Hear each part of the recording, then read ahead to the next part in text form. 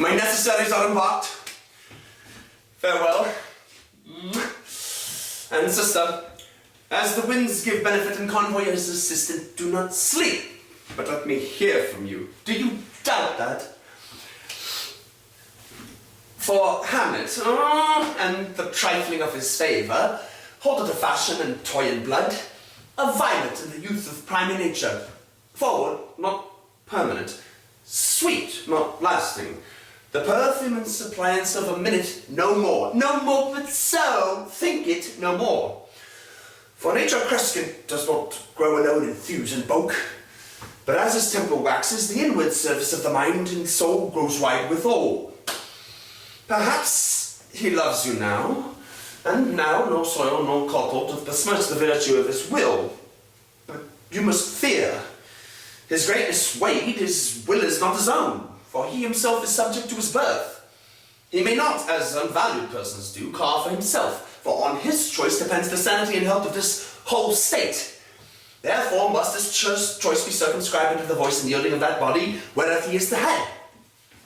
Then, if he says he loves you, it fits your wisdom so far to believe it, as he in his particular act and place may give the same deed, which is no further than the main voice of Denmark goes of all. Then weigh what loss your honour may sustain, if with too creeping dear you list his songs, or lose your heart, or your chaste treasure open to his unmastered importunity. No, fear it, dear Ophelia, fear it, my dear sister, and keep within the rear of your affection, out of the short and danger of desire. The chariot's maid is prodigal enough if she unmask her beauty to the moon. Virtue itself escapes not calumnious strokes. The canker galls the infants of the spring too oft before the button speaks closed. And in the morn and liquid dew of youth, contagious blasphements are most imminent. Be wary then.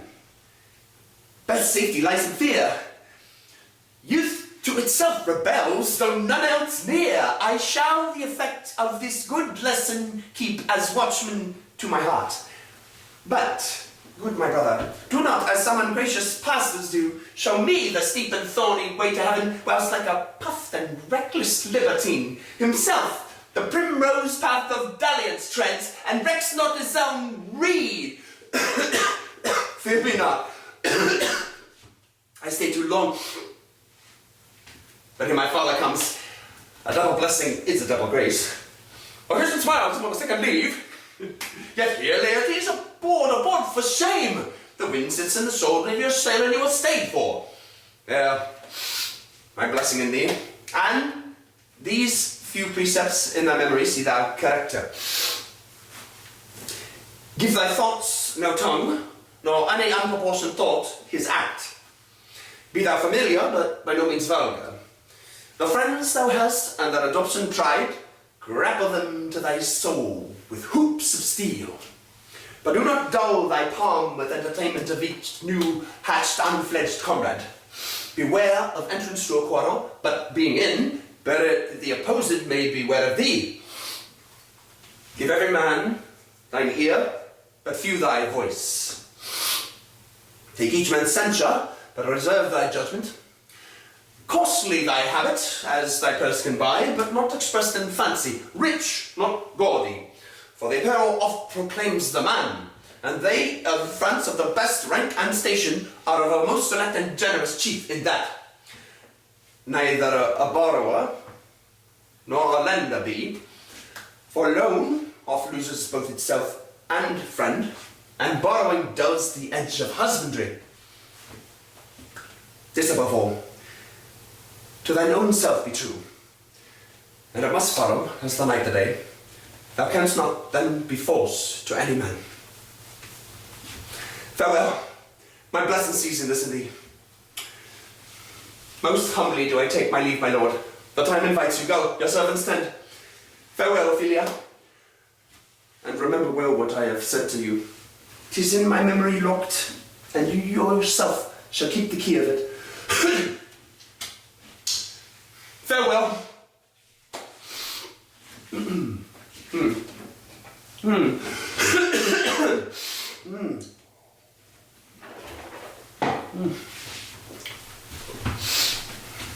What is, Ophelia, he hath said to you? So please you something touching the Lord Hamlet, Mary, what methought? 'Tis told me he hath very oft of late given private time to you, and you yourself have the audience but most free and bounteous. If it be so, as so 'tis put on me, and that in way of caution, I must tell you, you do not understand yourself so clearly as it behoves my daughter and your honour. What is between you? Give me the truth. He hath, my lord, of late made many tenders of his affection to me. Affection? Pooh! You speak like a green girl, unsifted in such perilous circumstance. Do you believe his tenders, as you call them? I do not know, my lord, what I should think. Mary, I'll teach you. Think yourself a baby that you have taken these tenders for true pay, which are not sterling.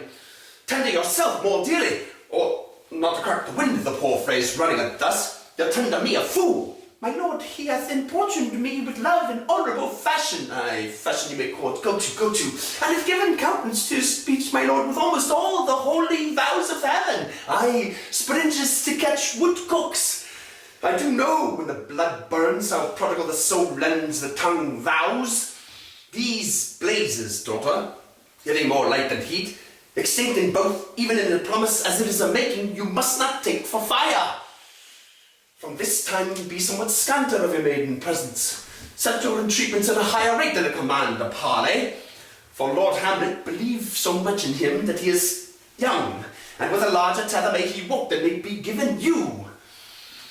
In few, Ophelia, do not believe his vows, for they are brokers, not of the dye which their investments show, but mere implaurators of unholy suits, breathing like sanctified and pious bawds, the better to beguile. This is for all. I would not in plain terms from this time forth have you so slander any moment's leisure as to give words or talk with the Lord Hamlet. Look to it, I charge you, come your ways. I shall obey, my lord.